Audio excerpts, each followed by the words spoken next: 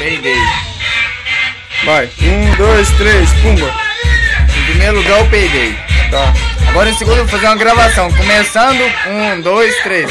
Sabe, eu vou fazer uma gravação agora. Vai fazer uma gravação sobre o som da carrinha. o som da carrinha. O que você acha do som da carrinha, Fernando? Eu acho que ficou nada mal, mas também não ficou nada bom. O que está faltando na carrinha? Tá faltando som.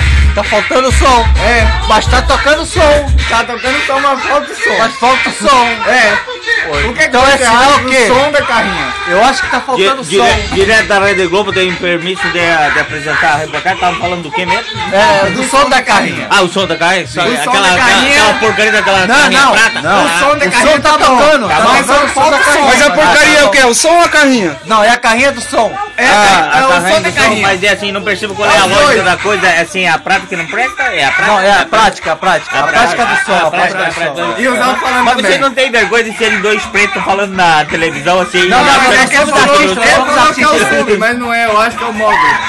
Sim, mas eu, como um agente lá da Alemanha que vinha aqui fazer entrevista no Algarve. Ó, dá pra ouvir não. Eu tenho esse sotaque brasileiro, mas não tem nada a ver, viu? Tá vendo?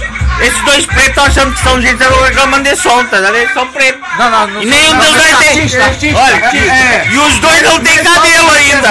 De coisas grandes. Não, percebo de coisas grandes. Não percebo de coisas grandes, não. Ah, você Não, engana.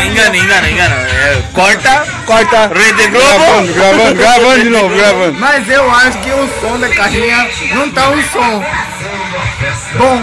Tá tocando som, mas não tá som. É, tá essa batida, escuta. Tá isso aí, ó. Escuta lá. Essa porcaria que aí vai. Filma e vê o pessoal tocando. Mas falando numa literatura, Agora, olha pra nós. numa gramática Você acha que esse som tá bom? Vocês são ruins dos Eu ouvidos, pergunto viu? a você, Dos você acha que ouvidos. esse som tá bom?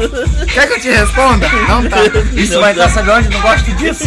Foi. Agora se o som tá bom ou não tá, o problema é meu. Se você gostou desse vídeo, manda comentário. Beijo, me liga. Vai.